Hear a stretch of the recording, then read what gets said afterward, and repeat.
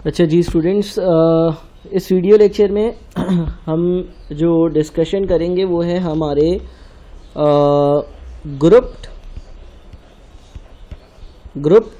And ungrouped data की discussion कि grouped और अनग्रुप्ड डेटा जो होता है इसमें आखिर क्या डिफरेंस होता है, ग्रुप डेटा में और अनग्रुप्ड डेटा में क्या डिफरेंस होता है ये हम देखेंगे। और कुछ हद तक हम मीन वगैरह की कैलकुलेशंस करेंगे। ज़्यादा डिटेल्स में है वो मीन की एक सेपरेट वीडियो भी है जिसमें उसकी प्रॉपर्टीज़ भी डिस्कस हुई हैं, उसमें करेंगे। For example let's say class में कुछ स्टूडेंट्स हैं और उनका मैंने जो है ना वो एक टेस्ट लिया 20 मार्क्स का, और जो मैंने 20 मार्क्स का टेस्ट लिया लेट्स से 7-8 स्टूडेंट्स थे, 5-6 स्टूडेंट्स थे, लेट्स से कि 6-7 स्टूडेंट्स थे, चलो 7 स्टूडेंट्स थे। पहले स्टूडेंट के आए 8 मार्क्स, दूसरे के आए 9 मार्क्स, तीसरे के आए 9 मार्क्स, चौथे स्टूडेंट के आए 16 मार्क्स, पाँचवें स्टूडेंट्स के आए 18 मार्क्स, छठे स्टूडेंट के आए 19 मार्क्स और सातवें स्टूडेंट के भी आए 19 मार्क्स। अब अगर मैं डेटा इस तरह से लिख दूं, mister A, mister B, mister C, D, student E, student F, student G, तो ये कहलाएगा अनग्रुप्ड डेटा, ये कहलाएगा अनग्रुप्ड डेटा। अच्छा, अगर मैं इनका एवरेज ढूंढ लूँ जिसको हम मीन कहते हैं, जिसके लिए मैंने एक सेपरेट वीडियो लेक्चर भी बनाया है, लेकिन अगर इधर मैं मीन ढूंढ लूँ तो मीन ढूंढने का तरीका ये होता है कि जितने भी मार्क्स होते हैं ना हम उन सबको ऐड करते हैं। अब मेरे पास जितने भी मार्क्स आए हैं एवरेज ढूंढने के लिए क्या करूँगा, सबको ऐड करूँगा। मीन की एक सेपरेट वीडियो भी है, वो भी ज़रूर देखिएगा। 8 + 9 + 9 + 16 + 18 + 19 + 19 टोटल 98 मार्क्स हैं। और ये 98 मार्क्स कितने स्टूडेंट्स के? 7 स्टूडेंट्स के। तो अगर मुझे एवरेज ढूंढना हो तो वो हो जाएगा 98 / 7 विच इज़ 14 मार्क्स। ठीक है, सारे स्टूडेंट्स के मार्क्स को ऐड किया और फिर टोटल नंबर ऑफ स्टूडेंट्स से उसको डिवाइड कर दिया। 7 स्टूडेंट्स से तो मैंने 7 से डिवाइड कर दिया। स्टूडेंट्स के एवरेज मार्क्स जो आ रहे हैं वो 14 आ रहे हैं। और ये जो डेटा है ये डेटा क्या कहलाएगा? अनग्रुप डेटा कहलाएगा। कभी कभार हम लोग डेटा को ग्रुप्स में भी कन्वर्ट कर लेते हैं। डेटा को ग्रुप में कन्वर्ट करने के फ़ायदे नुकसान अपनी जगह, लेकिन पहले देखते हैं कि डेटा को ग्रुप्स में कैसे कन्वर्ट किया जाता है। डेटा को जब हम ग्रुप में कन्वर्ट करते हैं तो हम डिफरेंट क्लास इंटरवल्स बनाते हैं। क्या बनाते हैं? क्लास इंटरवल्स, यानी कि डिफरेंट ग्रुप्स बनाते हैं। अच्छा, ये आपकी मर्ज़ी होती है कि आप कैसे ग्रुप्स बना रहे हो और ग्रुप जो है वो कहाँ से स्टार्ट होकर कहाँ एंड होगा, ये आपकी मर्ज़ी होती है। जनरली सवाल में नहीं बताया हुआ होता, लेकिन अगर बताया हुआ हो तो हमें उसको फॉलो करना होगा। अब यहाँ तो एग्जांपल है, लेट्स से मैं 2 ग्रुप्स बनाता हूँ, 1-10 11-20। सर इसका क्या मतलब है? भाई मेरे पास जो स्टूडेंट्स थे उनके हाईएस्ट मार्क्स क्या आ सकते थे? उनके हाईएस्ट मार्क्स 20 आ सकते थे। और एज्यूम कर लो कि लोएस्ट मार्क्स 1 थे, मैंने 0 मार्क्स किसी को नहीं देने हैं तो मैंने 2 ग्रुप्स बना लिए। एक बना लिया 1 से 10 मार्क्स और एक बना लिया 11 से 20 मार्क्स। इसको हम कहते हैं क्लास इंटरवल्स। अच्छा, फिर साथ में हम इनकी फ्रीक्वेंसी लिखते हैं।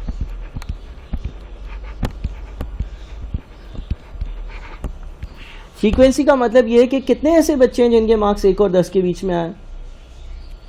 1, 2, 3, तो मैं यहाँ 3 लिख दूंगा। 1-10 के बीच में मार्क्स लाने वाले 3 स्टूडेंट्स हैं तो मैं उनकी फ्रीक्वेंसी 3 लिख दूंगा। इसी तरह से कितने ऐसे स्टूडेंट्स हैं जिनके मार्क्स 11 और 20 के बीच में आए हैं। 1, 2, 3, 4, 4 स्टूडेंट्स हैं तो मैं इनकी फ्रीक्वेंसी 4 लिख दूंगा। अब ये कहलाएगा मेरा ग्रुप डेटा। ग्रुप डेटा के अपने फायदे और नुकसान हैं। सर इसका फायदा क्या है? इसका सबसे बड़ा फायदा ये है कि ये इंफॉर्मेशन को समराइज कर देता है।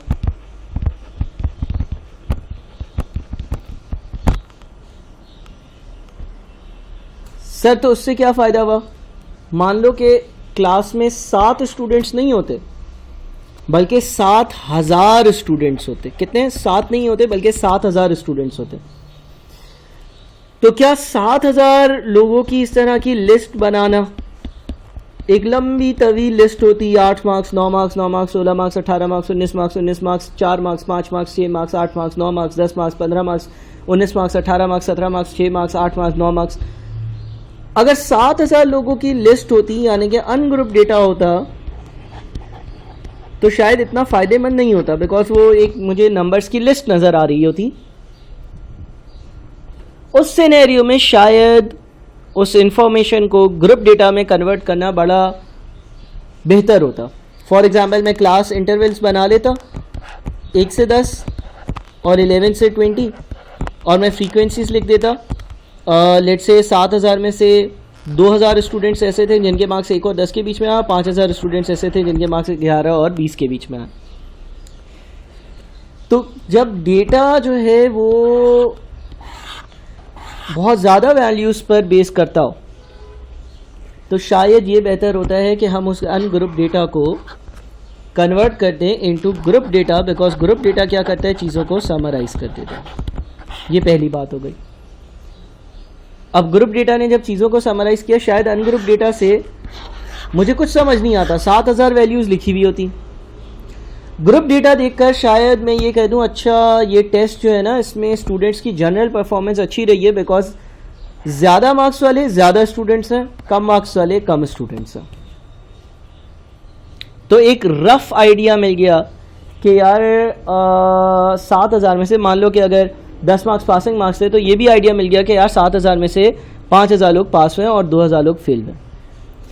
तो ये चीज़ों को समराइज कर देता है। अगर 7,000, 8,000, 10,000, 15,000, 20,000 वैल्यूज़ हो वो भी 2 ही लाइन में आ जाएंगी, और अगर 7 वैल्यूज़ हो वो भी 2 लाइन्स में आएंगी।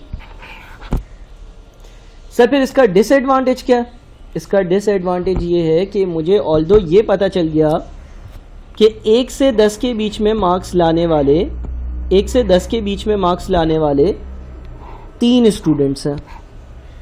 1 से 10 के बीच में मार्क्स लाने वाले 3 स्टूडेंट्स हैं, ये मुझे पता चल गया। लेकिन मैं ये नहीं बता सकता कि इनके आखिर मार्क्स कितने थे।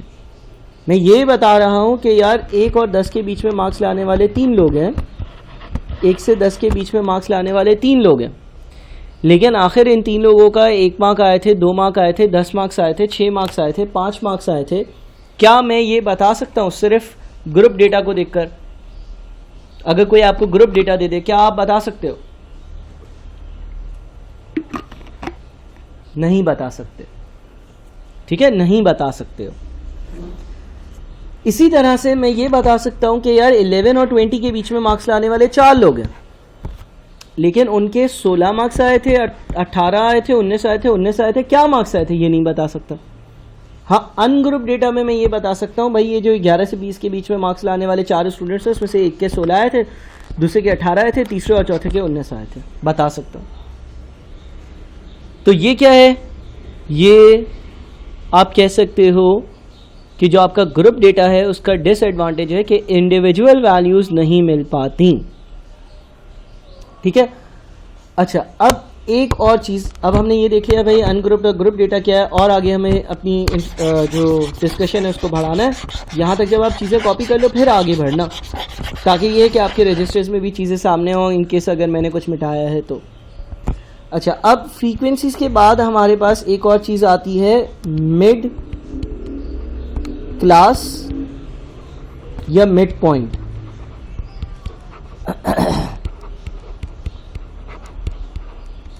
मिड क्लास या मिड पॉइंट जो है वो बहुत सारी जगहों पर यूज़ किया जाता है डिफरेंट पर्पसेस के लिए। जनरली मीन को कैलकुलेट करने के लिए भी यूज़ किया जाता है। जो यहाँ पर 14 बन रही थी ना, मीन क्या है अभी, सिंपली एक एवरेज है। यहाँ पर मीन का क्या मतलब है, एवरेज।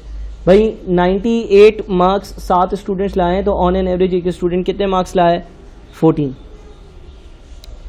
मिड क्लास या मिड पॉइंट क्या है, मिड क्लास या मिड पॉइंट में हम करते ये हैं कि हमारे पास ये जो क्लास इंटरवल है ना,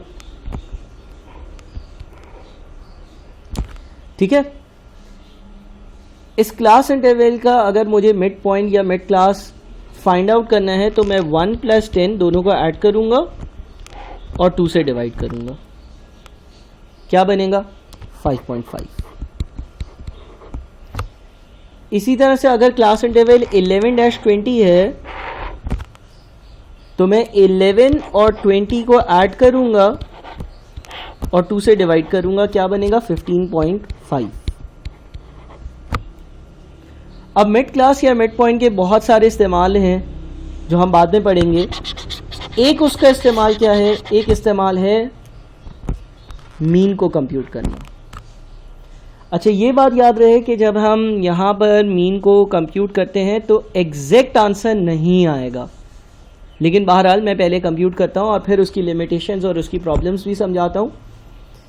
फ्रीक्वेंसी को जनरली एफ से डिनोट किया जाता है, मिड क्लास या मिड पॉइंट को जनरली एक्स से डिनोट किया जाता है, और यहाँ पर जो मीन का फॉर्मूला होगा वो होगा mu is equals to summation of F X upon summation of F.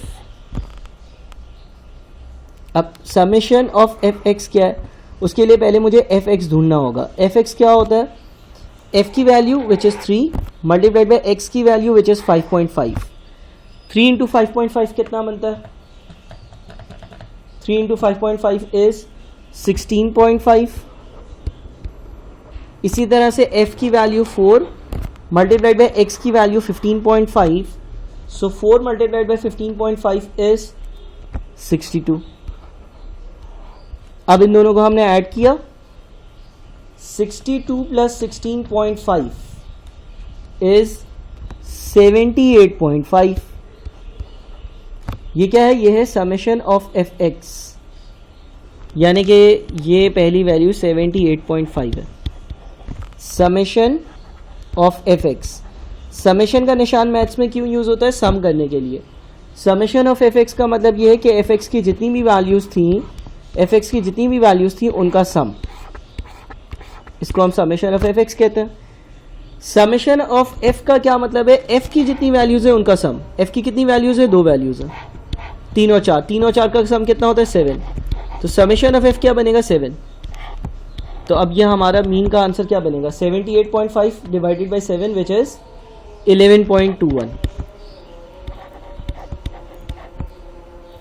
11.214 तकरीबन।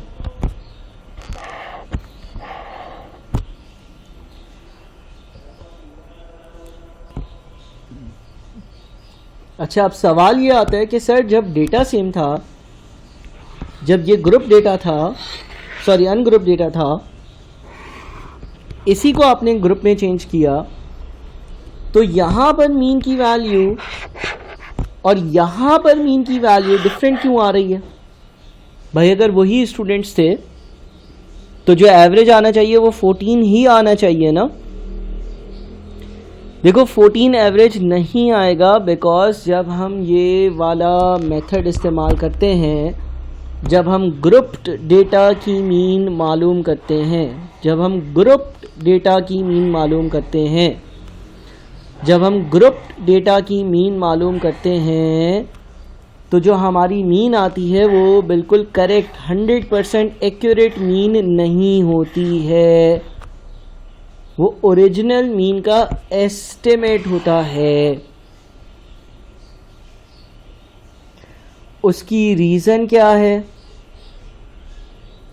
अच्छा, मैं यहाँ पर ये भी चाहूँगा कि आप लोग जो मैंने मीन की एक और वीडियो बनाई है वो भी ज़रूर देखें और साथ में ये देखें।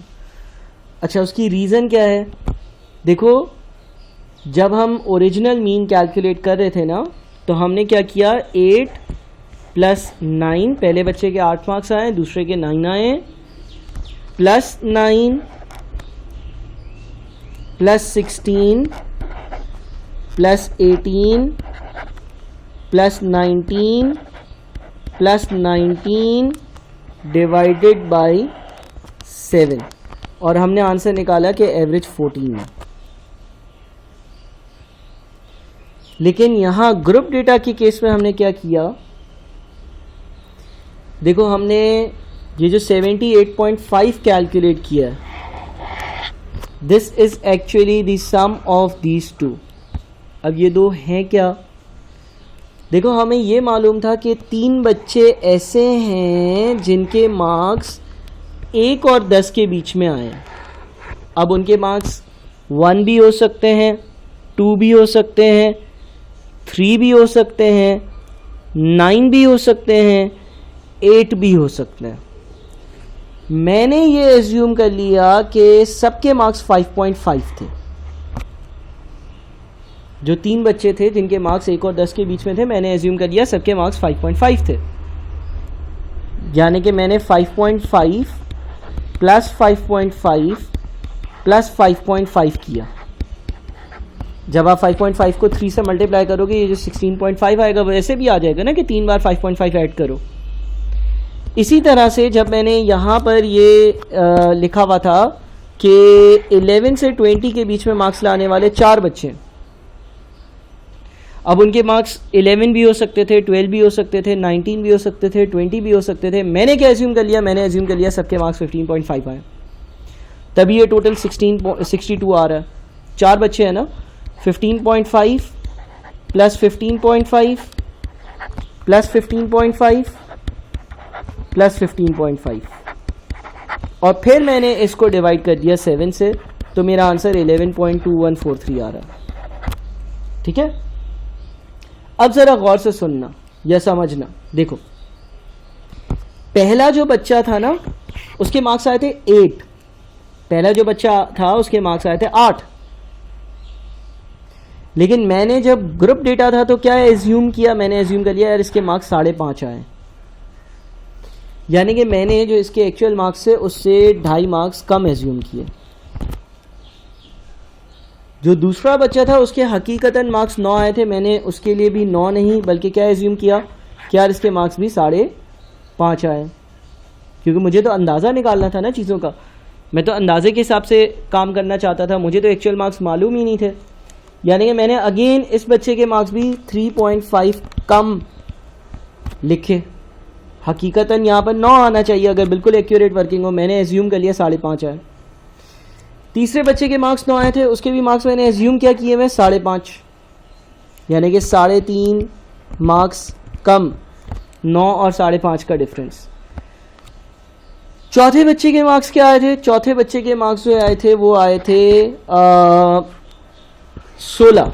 मैंने क्या एज्यूम किया कि इसके कितने आए 15, 15.5, यानी कि 0.5 कम एज्यूम किए। इसी तरह से 18 के बजाय मैंने एज्यूम किया 15.5, यानी कि मैंने कितने कम एज्यूम किए, अगेन नेगेटिव 2.5, 2.5 मार्क्स कम एज्यूम किए। इसी तरह से अगले बच्चे के 19 मार्क्स आए, मैंने एज्यूम किया 15.5, उससे अगले बच्चे के भी 19 मार्क्स आए, मैंने एज्यूम किया 15.5, यानी कि इन दोनों के मार्क्स भी 3.5 और 3.5 कम एज्यूम किए। ठीक है, तो सर ऐसा किया क्यों, ऐसा इसलिए किया क्योंकि जब डेटा ग्रुप की फॉर्म में होता है तो मुझे तो नहीं मालूम होता कि हर बच्चे के कितने मार्क्स आए।